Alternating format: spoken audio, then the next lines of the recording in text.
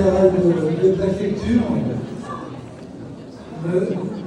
Madame la directrice générale des services de la mairie de Gennevilliers, Madame la commissaire, il va y avoir Monsieur le préfet, directeur général de la métropole du Grand Paris, Mesdames, Messieurs, chers amis, merci d'avoir répondu si nombreuses et nombreux à notre invitation.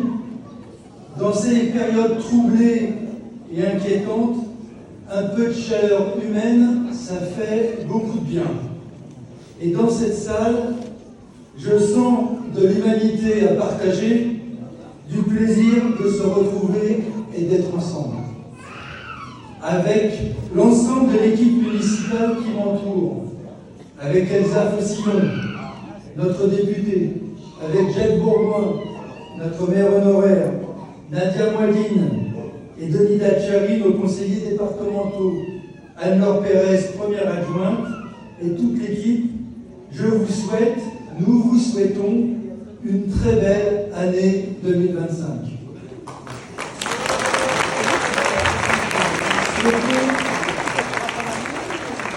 Souhaitons-nous l'essentiel, du bonheur et rien que du bonheur pour vous-même et pour celles et ceux que vous aimez. Ce bonheur, sinon ça va être très long, ce bonheur qui, comme Voltaire l'a écrit, est souvent la seule chose qu'on puisse donner sans l'avoir, et c'est en le donnant qu'on l'acquiert. Ce bonheur que les différents gouvernements du président méprisant sont incapables de donner. Pire, il génère souffrance par le manque de logement, inégalité par la casse des services publics de santé et d'éducation, violence pour lutter contre les révoltes causées par leur politique au service des riches, guerre en poursuivant une conception coloniale de leur domination européocentrée, racisme pour diviser le peuple, fascisme par le mépris du fait démocratique et le ressentiment ainsi créé. Ils pensent que le bonheur, c'est la loi de l'argent. Et c'est vrai que c'est Noël tous les jours pour les capitalistes. Suppression de l'ISF, cadeaux fiscaux par des baisses d'impôts, subventions aux entreprises, privatisation des profits et collectivisation des pertes. Rien n'est trop beau pour les riches. La dette, ainsi fabriquée par ces cadeaux aux riches, ils veulent la faire payer aux couches moyennes et populaires en supprimant des services publics, en tapant sur les communes. Rien ne justifierait que le nouveau gouvernement Bayrou reprenne les recettes éculées du gouvernement Barnier qui voulait piquer dans les budgets des collectivités locales près de 8 milliards d'euros, soit pour la ville de Gennevilliers, entre 3,5 millions et 8 millions d'euros en moins dans notre budget. Je le dis avec gravité, ces gens sont des voleurs. Merci Elsa Fossillon et aux députés du nouveau Front Populaire d'avoir fait la démonstration qu'on pouvait trouver 56 milliards de recettes en faisant payer juste les plus riches. Même pas une politique bolchevique, c'est peut-être le reproche que je te ferai, mais juste un peu de justice sociale. Mais ne voyons pas que les choses négatives et le fascisme qui peut arriver. Disons-nous que nous ne sommes pas à l'abri d'une bonne nouvelle en 2025. Voyons le positif pour nous donner la force d'être les plus fortes et les plus forts pour éviter le pire et imposer le mieux. Ce qu'on apprend au milieu des fléaux, c'est qu'il y a dans les hommes et les femmes plus de choses à admirer que de choses à mépriser, écrivait Albert Camus. Pour ma part, j'ai la rage de voir la guerre totale que mène le gouvernement israélien d'extrême droite au peuple palestinien.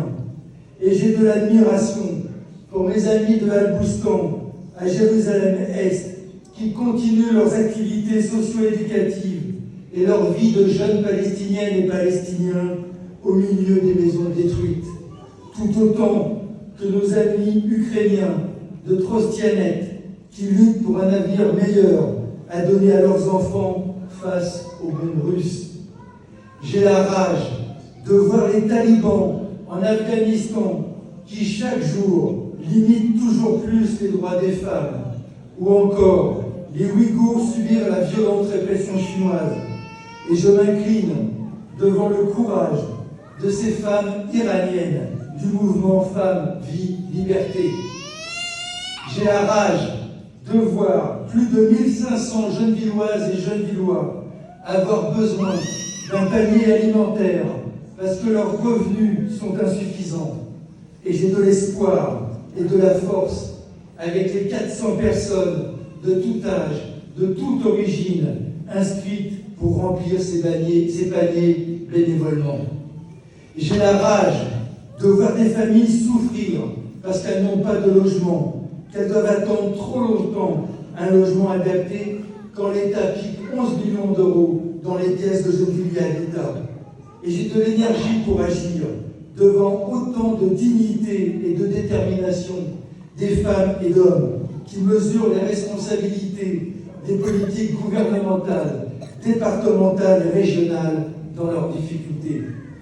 J'ai la rage de voir une jeunesse qui a la rage face à une société qui la maltraite, la discrimine, la violente.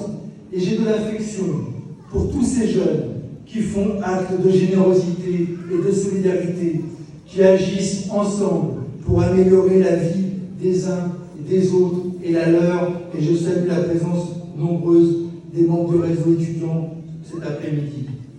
Voir le positif, voir les possibles, permet de faire en sorte que cette rage, que je partage avec beaucoup de citoyennes et de citoyens de notre pays, ne se transforme pas en ressentiment, voire en haine de l'autre. C'est ce qui me donne la détermination de ne rien changer à notre cap. Inventer ici un nouvel art de vivre populaire. Nous avons un service public communal robuste, avec des femmes et des hommes dévoués au bien commun, engagés dans une politique publique au service des jeunes Villoises et des jeunes Villois. Merci à ces agents communaux sur qui on peut compter pour affronter les crises, comme nous l'avons vu pendant la crise de la Covid, comme nous le voyons avec des budgets plus serrés dans leur capacité à mettre en œuvre les politiques municipales appréciées par les gens. Nous avons parmi les plus hauts taux d'équipement des villes d'Île-de-France. Vous pouvez le vérifier si vous ne me croyez pas sur le site de l'Institut Paris Région. Peu de villes ont comme Gennevilliers des équipements sportifs et jeunesse par quartier. Peu ont autant d'équipements municipaux de santé et de culture. Peu investissent autant dans le socio-éducatif.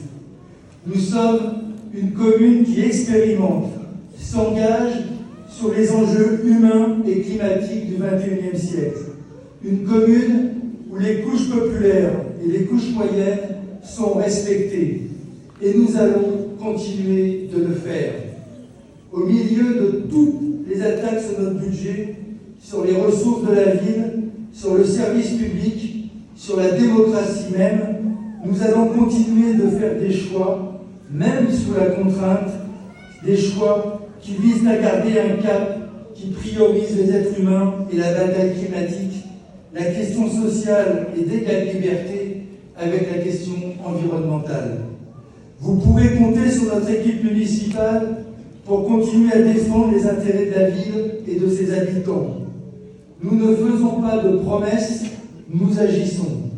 Nous avions dit que nous continuerons d'améliorer la ville sans chasser personne, c'est ce que nous avons fait. Nous serons offensifs et créatifs, rassembleurs et respectueux de la diversité. Ainsi, l'achat d'une ferme cette année et l'installation d'un producteur de légumes nous permettra de travailler à l'assurance d'un approvisionnement en proximité et de qualité de nos cantines. Cela nous permettra de recréer un lien entre ville et campagne, entre producteurs et consommateurs. Nous allons aussi essayer d'engager avec d'autres villes la création ainsi d'une ceinture nourricière autour de la métropole du Grand Paris.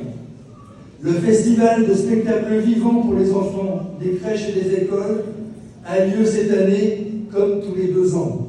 C'est le choix de la culture dès le plus jeune âge pour aider au développement personnel des enfants de la ville. Ici, la culture n'est pas réservée qu'aux gosses de riches. Nous avions eu l'audace aussi, en 2019, de demander à toutes les villes de France de nous prêter une œuvre originale pour créer une grande exposition populaire d'œuvres d'art jamais exposées au grand public. Cela avait été une réussite remarquée avec plus de 22 000 visiteurs, dont tous les enfants de Gennevilliers. Nous renouvelons cette audace, cette fois financée par les entreprises de la ville. Plus de 60 collectivités locales, plus de 200 œuvres seront exposées gratuitement pendant 2 mois à partir du 15 février. Ce sera un grand moment d'éducation populaire et de fierté de voir exposer cette couronne d'humanité et de création qui est la banlieue. Nous aurons aussi le carnaval, le 21 juin, repensé, retravaillé pour être plus économe en ressources, mais aussi plus efficace en termes de mobilisation de la population et de qualité de l'événement. Quand tout va mal autour de nous, et parfois malheureusement pour nous, il y a besoin de se retrouver, d'avoir des moments où nous faisons communauté vivante, active et joyeuse. Ce carnaval peut et doit être, ce moment festif, un grand événement populaire. Mesdames, Messieurs, chers amis, on ne devrait pas s'ennuyer en 2025.